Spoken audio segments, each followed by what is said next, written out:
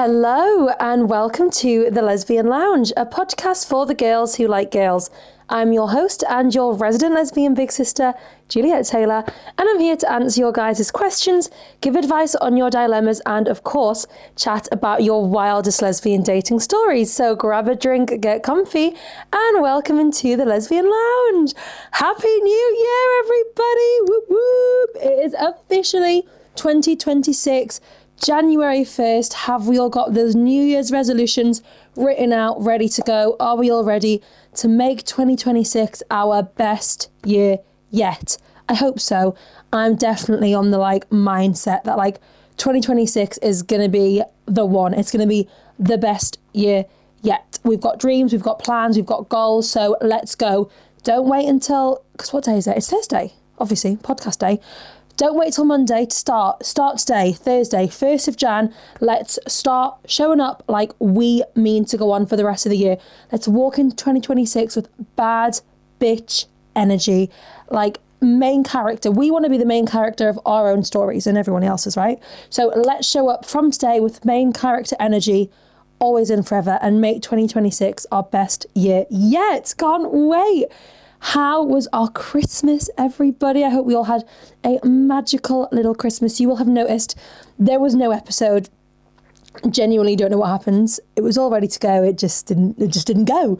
It just poof, magically disappeared. But anyway, it's all good. We are here today, and touch all the wood, this episode is not going to go anywhere. But I'm sitting here in one of my lovely Christmas tracksuits from Tanga, literally my favourite brands ever. And what did I get for Christmas? Let's do a little what I got for Christmas rundown. Obviously, the main present is my promise ring from Lucy. Now, I feel like I had told you all I knew I was getting this, and you all knew that I was getting Lucy a promise ring in return. So we did the exchange of promises and promise rings. And honestly, the mindset shift it gives you, everything I do in life now, I'm using my hand. I'm like, oh, look at me, look at my ring. It's not even on my engagement finger. But it's just so exciting. And even when I'm not I've really, really worked on my mindset, and I've been quite open on the journey with you all of becoming a healthier person in a relationship.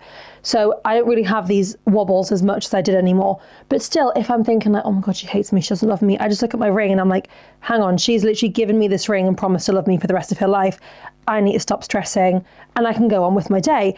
And also, we've just signed a contract for a 30-year mortgage together. So also, she's not going anywhere. We're in this for life now, which makes me so happy because I just really feel like she's my person. We get on so well. The other day she was laughing at me in bed because I was explaining our relationship. I was like, I feel like we're two jigsaw pieces. And she was like, what are you on about? But I was like, we just fit together. Everything we do is so aligned. Even though we're such different people, we just work together so well. So yeah, it's all good. I have my promise ring. What else did I get? My tracksuit. I got another tracksuit from Lucy. I'll probably be wearing that in the coming weeks. From my mother and father-in-law, I got a very beautiful Coach bag, which is one I've wanted for ages. I got some champagne from the brother-in-law, which obviously I don't drink, but let's just not tell him that. I got to be honest, it was quite I don't need big, expensive, shiny things to feel loved. My mum got me a glass, a cup, a glass. It had pigs in Christmas puddings on. That's one of my favourite presents. I love it so much. Will use it every day for the rest of my life. I don't need crazy big things. Literally give me a pig in a Christmas pudding glass and I am happy. But I got loads of just fluffy socks, pajamas, chocolate.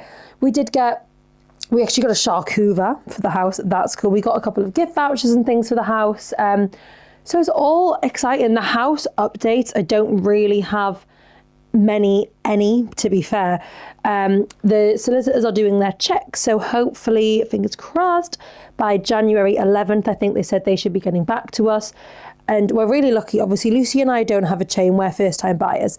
The people we are buying the house from have found a house and no one lives in that house, so they can move into their house pretty much as soon as we can move into their house, if that makes sense. So as soon as we get the go ahead, we can move in, they can move out. It's not like they have to wait for them to move out and we have to wait. The chain is brilliant. So hopefully we should be in really, really soon. We do have a trip to Iceland booked in January, mid to end of Jan, I think it is. So I'm hoping it doesn't clash with that, because the last thing I want to be doing is like packing for holiday and packing to move house. So I'm hoping maybe very end of Jan, early Feb, we might be moving in.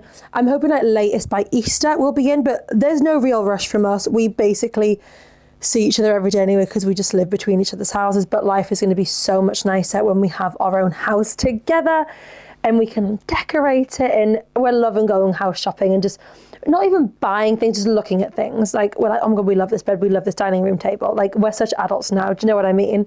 Like, when I was, how old would I be? Maybe, you know, when you're like 13, 14, 15 and you go to town, you're like, oh my God, let's go to Pandora and like buy a new ring or a Pandora charm. Let's go Primark and buy some clothes. And now it's like, oh, let's go to John Lewis and look at dining room tables and Tempur mattresses, you know. But it's so fun and I love it, and it's just nice to do it with her, and it's all just so exciting. So as soon as I can give more house updates, I will. But right now we have nothing. What other updates do I have for you all? Okay, big update. The floor is coming. ITVX, everywhere ITV basically. I think it's ITV1, like the main show is on Sunday nights from the 4th of January. Mark your calendars, because this Sunday the floor is coming. You will see my face on your TV screen, I hope, because I don't think this is a spoiler, but like, I don't do a battle in episode 1, so I don't know if you will see my face. You might. We basically filmed loads of clips that'll be, because obviously each battle I think is, how long do you get on your clock? Why have I forgot? This is literally what I spent a whole week doing. Is it 60 seconds? How long do you get? 45 seconds. 45 seconds, I think. That shows I'm a really big fan of the show. I think you get 45 seconds on your clock. So there's 8 battles an episode. So 8 45-second battles is not going to make enough TV. So I think there'll be loads of like clips from our interviews coming in, like bits from when like we're just chatting with Rob, because if you don't know Rob Brydon, Uncle Bryn from Gavin and Stacey, is the host of the show. So you might see me pop up. I have no idea. I'm still not going to tell you all what my category is, because they haven't told us we can say it. However, we were on Lorraine, and there is a clear clip on Lorraine that shows me, because I was one of the corner squares. I was actually player 81 out of 81 players, which I just think is really cool, being like, I'm number 81. So I was the front left square. So you've got like literally however many rows. I was this very front corner, player 81. So when they do clips from the front, like, you can very clearly see me, and it does have my category written out on the floor, but I'm not going to say it out loud yet, just so I don't get in trouble from ITV, because I'd like to do more TV shows with them in the future. So ITV, if you're listening, anything you need, a presenter, a lesbian girly for any TV show, sign me up. So yeah, I'm not going to tell you yet, but it's a pretty cool category. There was a couple of options. You don't get to choose your category, by the way. You kind of give a couple of options and then they'll sort of go from there. So my category was basically one of the options I gave. Well, kind of. I wanted a specific type of this. I'm trying to say this all without getting in trouble, but whilst making it make sense, and I feel like I'm not doing a good job. Basically, I'd asked for a specific thing and they'd sort of been like, we can give you this instead. It's basically the same thing, just a little bit broader. So yeah, make sure you tune into Lorraine. We've also been in the Saturday Times magazine. We've been on like TV Choice magazine. So the floor is kind of everywhere. It's out and about. So make sure you watch it. It was honestly one of the best experiences of my life. I've actually got a load of the cast coming up to Sunderland. We're going to watch one of the episodes together. It's the day I get back from Iceland, actually. We're all going to get together in Lucy's pub and watch the show, which I can't wait for. And it'll just be nice to see everybody again, because we live all over the UK. I've got people coming from Scotland, from Birmingham, obviously me from, technically I am from Sunderland now, right? Because I live there. Well, I will be living there. I'm trying to think where other people are coming from. Basically, they're coming from all over the UK. It's a Sunderland. That's quite embarrassing, isn't it? Being like, oh, guys, welcome to Sunderland. Isn't it beautiful? No, it is actually beautiful where we're moving to. So yeah, they're all going to come up. We're going to have a great time. We're going to watch the show. And I'm excited to see other people's reactions to the show. And just like to see what other people have said, because obviously we don't see everyone else's interviews. So I want to see like, what did people say about me? What went on in this interview? What happened after this? So it's going to be really, really nice to watch it back and see it. And I can't wait for you guys to be tuning in alongside with me. So please make sure you're tuning in. Let me know your thoughts. And by next week's episode, I pinky promise, I will physically, with my voice, vocalize, tell you all what my category is, because episode 1 will have come out and it will have been said what my category is. I'm just not going to say it until that's out so I don't get in trouble. I'm trying to think if I have any other updates. Life's just it's been nice. We've got the floor coming out, which is so exciting. Obviously, we've got the house, we've had Christmas, we've got New Year. We're doing a little mocktail making class at the Raven, and I have actually popped this over on the Lesbian Lounge community chat on WhatsApp. So if anybody wants to come along, we're going to be literally like shaking ourselves, learning to make and shake the mocktails. Obviously it's dry January, which a lot of people will be doing. So if you want to come along to that, make sure you join us in the Lesbian Lounge WhatsApp chat. So you can come along and join us, meet some other gorgeous girlies, gays and theys from the Northeast whilst we shake some mocktails. There will be more events getting planned as well. I think we're thinking like a proper lesbian cocktail making night as well, but obviously dry Jan will do mocktails. Maybe closer to the summer, we'll do a little cocktail class. There'll be more events collabing with Lesbionist and Rush as well, as I love those girlies and I love doing events with them. There's so much good things coming. Did that make sense? So many good things coming. I think that's the right way to phrase that. Obviously, just for the Lesbian Lounge in general, we have had such an incredible 2025. Like, to think back, this was our second year of podcasting. We started in June 2024. So we're now like a year and a half in pretty much. That's crazy. If you think in 2025 alone, we had UK's Top Influencer Awards, where 1, we even just got nominated, and 2, we placed in the top 5 of the best UK podcast, which was mind blowing. Just like going to the award ceremony, being around so many like incredible people was just insane. We had our incredible Spotify Wrap numbers, like 999% increases in listeners and views and audience members, 48 countries reached, like 92,000 minutes of listening hours. It's insanely mind-blowing. We've moved into the new studio. Like in my personal life, it's been a very big shift. I said to Lucy the other day, sitting in the back of the bar, like if you had told January 2025 me that I'd, 1, be in a new relationship, I probably wouldn't have believed you. 2, being in a new relationship, buying a house, sitting with a promise ring on my finger, working in a bar, pulling pints and making spiced rum and cokes, I would have just laughed in your face and gone, no, that's not going to happen. If you told me I would have been on a TV show, I would have gone, that's not going to happen. We've worked with so many incredible brands. It's just, I feel like the life I envision for myself is coming. Like I can see it. I'm like peeking through a little curtain, and I'm just ready to make 2026 the year that like I fully like break down the doors and step into a life of podcasting, influencing, presenting, televisioning, all of those incredible things full time. So please manifest this for me. Okay, I think I've rambled enough now. So without further ado, let's jump straight on into this week's episode.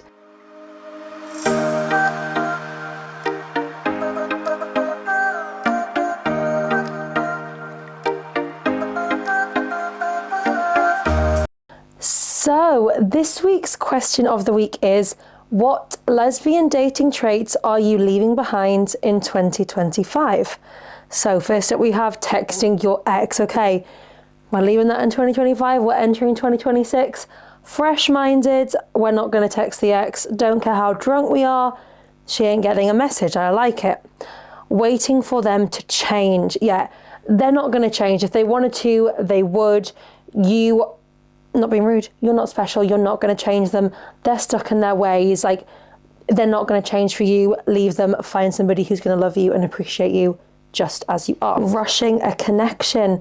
Yeah, I get that. Like, what is the point in rushing and jumping into a relationship when you know it's not quite right? You know you're not quite ready for it.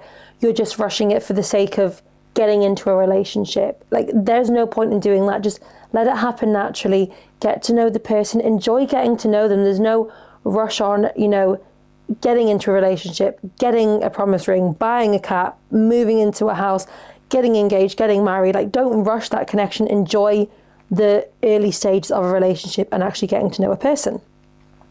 Texting my ex because I'm bored and lonely. Get on Tinder, get on Hinge. If we're feeling bored, if we want to chat to someone, let's find a new girl on Tinder or Hinge. We don't need to reach out to the ex. Leave her in 2025 and enter 2026 without her even on your mind. Just block. I think that's the best thing to do. Block them, move on. Don't text your ex. Text me. Not in a sexual way, please. My girlfriend wouldn't like that. But you can text me. Say, hey, Jules. I was thinking of texting my ex, so I text you, and I'll say, don't you dare text your ex. And then we'll set you up a banging Hinge profile, and you can text all the sexy girls on there. Trying to fix someone, fixing someone, waiting for someone to change. Unfortunately, a lot of the time these people are just stuck in their ways, and there's not a lot you can do, if anything, to change them. I'm leaving behind falling for someone's potential instead of the reality in front of me. That was beautifully worded. So yeah, you're looking in front of you and you're seeing this person that's full of flaws, but you're ignoring that because no, they have potential. Like, they bought me flowers once. Yeah, but no. That's not a potential good partner. Like, they bought you flowers once. Screw that. Look at the reality in front of you. If they wanted to, they would. They would buy you more flowers. They would bring chocolates with those flowers. They would take you on nice dates. Like, stop looking. Yeah, I love that. Don't look at the potential of the person. Look at the actual reality in front of you. That is a brilliant one. Everyone should carry that into 2026 with them. Leaving behind overthinking everything. Okay, I'm going to add this one to my list because I am a chronic overthinker. I'm getting better. My sort of therapy and relationship coaching has massively helped me. But still, I overthink everything. Like I said earlier, I was driving going, Lucy doesn't love me. And I was looking at my ring going, no, she does. She gave you a promise ring and she's bought a house with you. But yeah, a chronic overthinker girly over here. I relate. It's tough, right? Like, you send a text or you receive a text and you're analysing it. Like, why did they write that? Why did they only put one kiss? Why did they do this? Why didn't they answer my call? Why was she sharp with me? Like, I get it. I have been that way. I still am partially that way. But yeah, we need to leave that behind and we need to step into 2026 feeling confident in ourselves, feeling our self-worth, that we don't need that validation from somebody else. So that when we get it, we're happy, but we don't need that. We don't need to overthink everything we say and everything they say. I'm leaving behind begging for bare minimum. Absolutely, we're leaving that behind. We do not need to beg for the bare minimum in a relationship. If they wanted to, they would. We're not begging. We're not asking for it. Yeah? We're not saying, please, could I have a good morning text? Please, could we go on a date tonight? That's not happening. We're not begging for the bare minimum. We are going to find somebody and date somebody that's going to show up for us, that's going to organise dates, that's going to send us those cute messages, that's going to go find your nails on and pay for you to get your nails done just because they want to. You don't have to ask for it. They're going to do it because they want to. And that's the energy we're stepping into 2026 with. A couple more. Shrinking myself as someone. Yes, we're not making ourselves small little itty bitty versions of ourselves because we think we're too much for someone. Absolutely not. They can think we're as much as they want. They're not the person for us. We're going to find somebody that loves us for who we are, that loves us exactly as we are. We do not need to shrink ourselves down to fit anybody's standards. Absolutely the fuck not. Leaving behind chasing girls. Yeah, we don't chase, we attract. They just come to us. We don't have to go like a little lost puppy, trying to find girls on a night out. They come to us. We're not chasing anybody. If you're not replying to me, I'm not going to double text you. End of, right? We're not chasing. We're attracting girls who actually want to be with us and are going to treat us right. Okay, last one. Leaving behind dating somebody only because they give me attention. Hell yeah, right? Just because you give me attention doesn't mean I have to fancy you and fall in love with you and be with you for the rest of my life. Do you fulfill me? Do you fulfill my needs? Do you actually make me happy? Or are you just telling me the things I want to hear? Am I just feeding off the attention I'm getting? But do I actually fancy you and want to get into bed with you? No, you're just telling me nice things and I'm latching onto the idea of that. we don't need to do that anymore. We can just let ourselves be happy by not having to, just enjoy that attention. And I get it. I've been there. I've been the attention slag that's got with somebody because they gave me the most attention. They replied the fastest in my texts. But that's not always a good connection. Just because they give you attention, this is going to be good. Are you ready for this? Someone write this down in a quote. Just because they give you attention doesn't mean it's going to be a good connection, right? A good connection doesn't always mean they're going to devote 100% of their attention to you always, and they're going to just tell you all these nice things. Like, that's not always what we want and need. Sometimes you need that sort of time apart where, or even sometimes, when like they're playing, you are playing a bit hard to get, and it's like, where is that attention? And you have to like almost chase for it a little bit. Obviously we're saying we don't want to chase massively, but sometimes that chase is a little bit fun. Like, I'm going to play a bit hard to get today, like not constantly, but every so often, right? But yeah, we're leaving behind chasing people. We're leaving behind only dating people because they give us attention. We're leaving behind texting our exes. We're leaving behind all the shitty dating habits that we've built up over the years. They're staying in 2025, and 2026, we're stepping into a new era of ourselves. We don't chase, we attract. We're going to only date the most beautiful, sexy, gorgeous women who are going to treat us exactly how we deserve. They're going to be the perfect girlfriends, and shitty exes, shitty girlfriends can stay swiftly behind us in 2025. Thank you very much. Okay, I think we should jump into some dilemmas. So first dilemma, I am going to give a little bit of a trigger warning for. We have a very, very, very racist family member on our hands. So I just want to give a little trigger warning in case that's something anybody might get triggered by. But saying that, let's jump in. I've been with my girlfriend for just over 3 years. We met in our first year at Coventry University, graduated together this summer, and have both now started full-time jobs. Congrats. I am white British and my girlfriend is British Pakistani. From the very beginning, my parents have been very against the relationship because of her background. They keep pressuring me to date someone more like us and have made racist remarks that I'm ashamed of.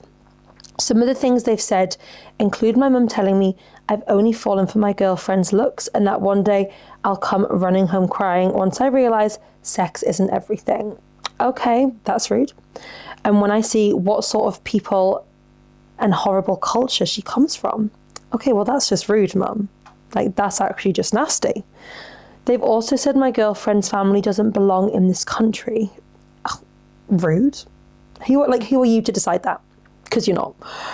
I was open with my parents when I first started dating my girlfriend and posted pictures with her on social media. I think they just thought this relationship would become a short-term thing. But obviously it didn't. You've done the whole of uni together, you've graduated, you've been together for 3 years, but your parents are still just thinking it's going to come to an end. You'll come home and cry and realise sex isn't everything. She's not a good person, but she is a very good person because she's making you happy. So my girlfriend's family live in Birmingham, which is close to Coventry University. So while I'm at uni, I was regularly invited over for family dinners. When I would leave, it would usually be with amazing containers full of food. Love that. They've been warm and welcoming. My girlfriend is everything to me. She's beautiful, kind, intelligent, the total package. Oh, I'm blushing. You're so cute. How kind is that? I knew we were meant to be together from the moment my lips touched hers for the first time. Oh, that's so cute. If it wasn't for my parents' attitude, I would definitely have proposed already. Oh my God. I mean, don't let your parents hold you back. Like, I get everybody wants that sort of family approval, but I don't think you're going to get that from your family. I think you just need to focus on your girlfriend, really lean on her family. It doesn't seem like your parents are going to be open to change their mindset. I'd hoped that actually meeting her and her parents might change my parents' mind. Okay, so you've took your parents to meet her parents. I understand. After months of them refusing, my older sister finally helped pressure them into a restaurant dinner last month. At first, it was awkward silence. Then my girlfriend's dad broke the ice with my dad talking about football, and for a while they were chatting normally. Okay, there we go. It's going well. Everything fell apart. It's not going well anymore. When my mum started talking about cultural mismatches, like, Mum, shut the fuck up. Why are you bringing that up? Dad and Sophie's dad are having a good chat about football. Shut your mouth. She told my girlfriend that she would never truly fit into a British family and should stick to her own kind, mocked her dad's accent, asked if he'd ever been to jail, and claimed that his culture had destroyed the fabric of British society. I can't even imagine the embarrassment levels I would feel, like, having to sit there and listen to my mum say that. Like, it's just outright rude. Like, there's no justifying that behaviour. Like, it's such a horrible mindset that she has, and I really don't think there's going to be any changing. And I think if you're so serious about your girlfriend, which you are, because you're saying, you've thought about proposing, she's everything to you, we need to not fully cut ties with our family because they're our family, but we need to, stop trying to make this work and just focus on you and your girlfriend. Move in with her, don't move in with your family or near your family, because they're not going to change their minds. And like, your poor girlfriend sitting in this situation, like, feeling so uncomfortable, like, hearing her own girlfriend's mother saying these things about her and her family can't have been nice. And I understand, like, there's nothing you can have done to control that. You were trying to do a good thing by bringing them together, and obviously it started well with the football chat, and then your mum just got a bit too mouthy, maybe had too many glasses of wine.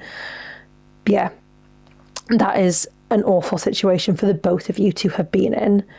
Okay, I was mortified and argued with my parents. Okay, well, I'm glad you sort of like stepped in and stepped up and put your foot down and said, Mum, you cannot say that. They got angry, called me a traitor, and stormed out. Okay, bye. Do you know what I mean? Go have your bigoted views somewhere else, because they're not welcome here. I apologised to my girlfriend and her parents. They were understanding and said I didn't need to apologise, and that every family has certain issues which mean they may not be open-minded, and that we just need to be patient and give it time. I'm so glad your girlfriend's family haven't sort of like took this out on you and had an issue with you. They're like, we get it, like, everyone has their issues. She's really not open-minded, but give it time and she might be willing to change. Since that disastrous dinner, my mum has declared that she will never see my girlfriend again. Okay, well, she probably doesn't want to see you again, does she, after what you've said about her and her family? She's given me an ultimatum. End the relationship or don't come home for Christmas. Okay, I really hope you chose to not go home for Christmas. You're going to need to update us. This will be my first Christmas that I've ever spent away from my family, and it breaks my heart. I know my parents' views are bigoted and wrong, and I don't want to enable that, but at the same time, I love them.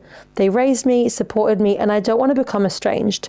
I want to find a way to challenge and change their prejudiced beliefs without cutting them off, while still fully respecting and protecting my girlfriend and our relationship. How can I move forward in a way that stands up for what's right, keep the door open for my parents to grow, and show my girlfriend that she's my priority? Okay, first off, I'm so glad that you're making your girlfriend a priority in this situation. I'm going to be completely honest with you. I don't know if I see a world where your parents are ever going to become fully accepting of your partner. Like, they're never going to, see this relationship as something that they want to fully get involved in, which is such a shame. Like, fair enough if you were dating like a absolute like crackhead who's been in jail 7 times for like murder. Fair enough, they're not going to, support that relationship.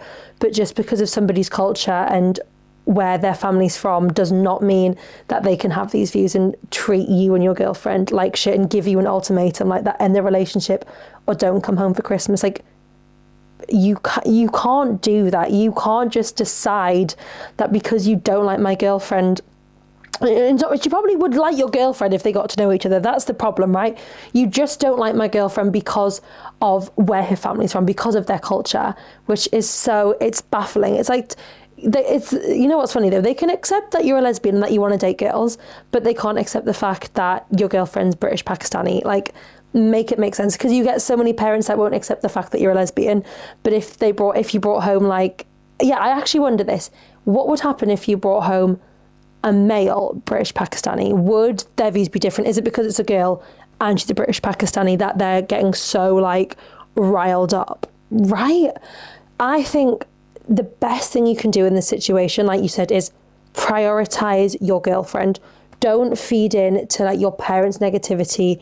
Don't even give them attention for it, because the more you try and fight it, they're probably just going to fight back at you. It's like, you know, fire and fire. Like, you just need to prioritize your relationship with your girlfriend, really build on that, like lean on her family, and hopefully the stronger connection you and your girlfriend build, the more your parents are going to see, okay, she is really serious about this girl. Like, even get the proposal done. Like, if you've been thinking about it, don't let your parents hold you back. Propose to your girlfriend, have an incredible magical proposal, start planning a wedding, and maybe your parents will then go, okay, this is serious. They're now locked in for life. We're going to have to now make a decision. Are we going to support our daughter and her fiance, or are we, like, they're going to become the estranged family members, not you.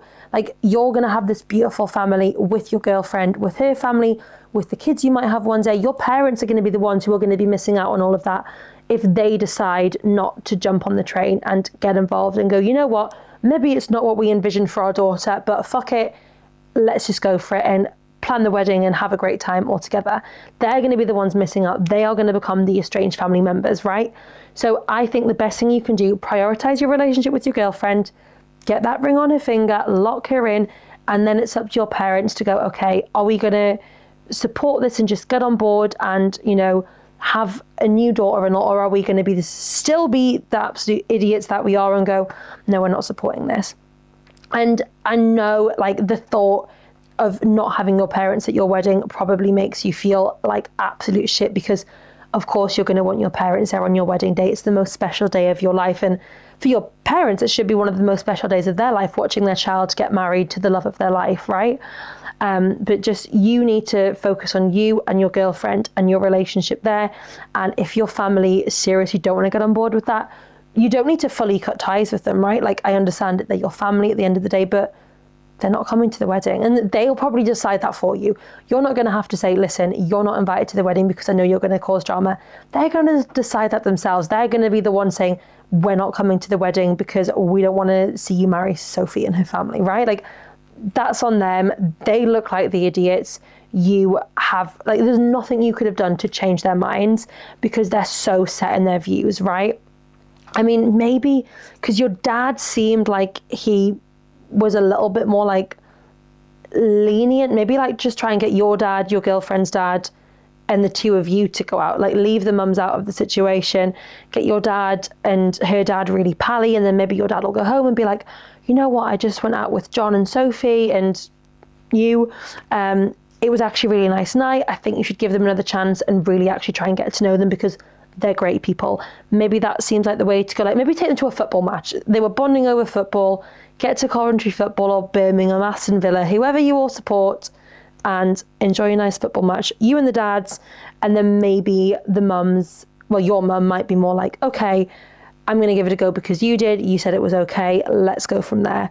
But good luck. Please, please, please tell me you didn't go home for Christmas and you spent it with your girlfriend and her family and you didn't end the relationship. Please update us because I need to hear what's going on, and good luck. And I'm so sorry that you have had to go through something so traumatizing, and I hope that you and your girlfriend can just come out of this stronger. Okay, moving on. Like a lot of late bloomers, I'm finding myself unsure how to reveal the information of me being gay to others, especially my very male fiance. Okay, that is a slight spanner in the works to your coming out story. You have a male fiance, I understand. We have had a long-term international relationship centered on the idea that he will one day emigrate to London, hence the engagement. Okay, so you don't actually see each other every day. He might live, say, in America, and you're living over in England and London, so you don't see each other a lot of the time, and you kind of got engaged just to speed up the process of him being able to fully move over here. Ordinarily, I would just tell him. But we've been through a few hiccups where he has decided the answer is to stay together because it's what I wanted. I keep feeling this is very unfair to disregard his loyalty, especially when he has all the green flags, just the wrong gender. Okay, so he's like this great man, he's lovely, but he has a willy, not a vagina. Fair enough. He is filling out visa paperwork, and I know that it's approaching the time of being too late, so I know I have to do it soon. He is a great guy, otherwise unlucky in love. So when I bite the bullet, it's going to hurt us both a lot. Do you have any advice for navigating suddenly ending the story that we have been working towards for so long? Okay, I think the biggest blessing here is the fact that you don't have to see this man every day. You don't already have a house and a mortgage together and you're thinking, fuck, like I'm trapped. You're not trapped yet. If the marriage had gone through and he'd already moved over and his stay in England was only down to the fact that you both had a wedding ring on your finger, you would feel so much more trapped than you do now. So you have to do this before it gets any further along the line. I know it's going to be hard. I know it's going to be tough because clearly you love this man, right? You built an incredible relationship together. But like you said, he's just the wrong gender. You've realised, I don't want to be with the man. I want to be with the woman. And you owe it to yourself to go and explore that. I understand it's going to be heartbreaking and crushing to him because he's not only losing the woman that he loves, he's going to be losing the chance of, moving to England. But if he's desperate to do that, I'm sure there's other ways around that, right? Don't some people like literally offer themselves out to be married to people just so they can come over, but they never actually see each other? Maybe I saw that in a film one time. I don't know. Yeah, it's going to be shit for both of you. You're going to feel like an awful person, feel like you said, like ending his story, ending the story that you built together, but it has to be done. You cannot, feel guilty, go, okay, it's fine.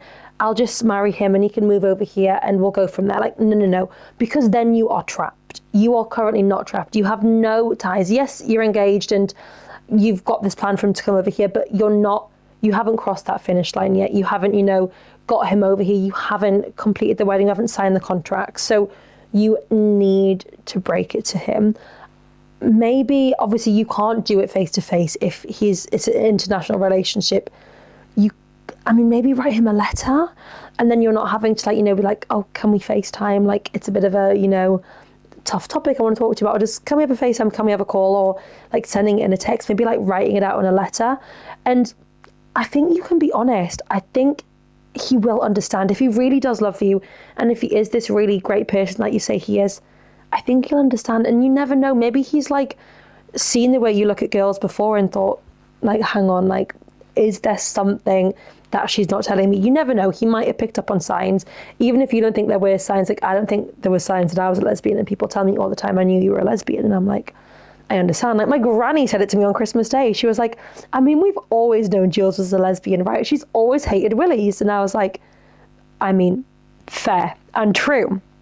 Yeah, maybe we can write it down in a letter and, start it off like, I'm so grateful for everything that we've been through together.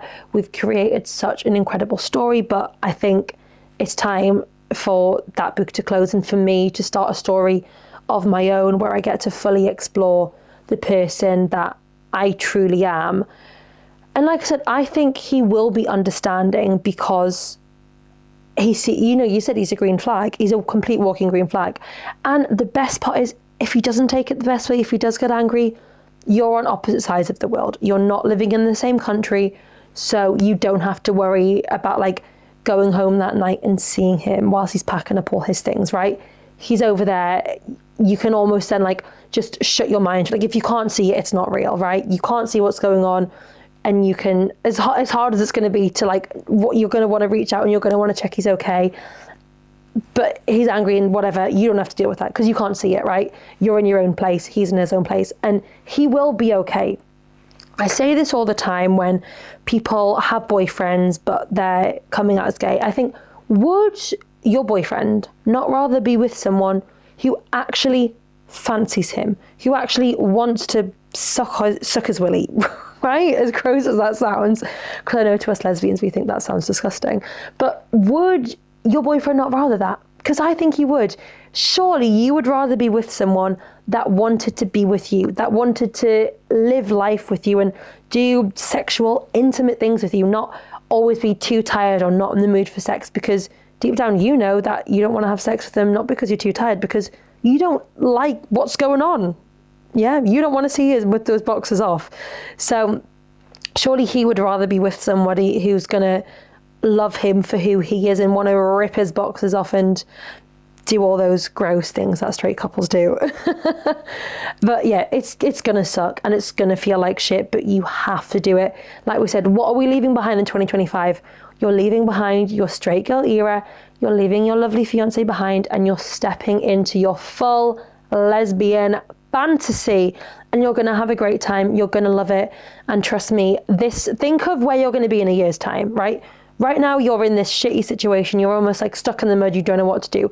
Think of January 2027 you, looking back on the year you've had. You're going to be so glad you decided to leave, to move on and like step into the life of your dreams. And he's probably going to have found somebody else. He might have moved to London. You never know. He might move quick. He might go, right, you don't want me. Fine. Get on Tinder. Okay, you live in London. Give her all the chat. Get married. He's going to get over here anyway. It's going to work out. And January 2027 you is going to be so grateful that January 2026 you decided to cut things off. As hard as it's going to be, it's probably going to hurt for months. It might go on for longer. You never know. But you have to step into this new era and this new version of you, and we're going to be here for you every single step of the way. So feel free to keep us updated. Anything you need, we're here. We love you. It's going to be okay. Okay, let's do one more dilemma. So here we have, my girlfriend asked what I think about during masturbation. I was truthful and said there are times when I fantasize about celebrities that I find hot, such as Madison Beer. Sometimes I may even put some sexy pictures of Madison Beer on my laptop before I start masturbating. She got upset, calling it emotional cheating and micro cheating, and kept asking, so am I not enough for you? I think it's silly to call it cheating. Madison Beer isn't going to I think it's silly to call it cheating because Madison Beer isn't magically going to walk through the front door and come sit on my face. That's so funny. It's not like I'm fantasizing about somebody I know in real life. It's just a celebrity. Would you class it as emotional cheating?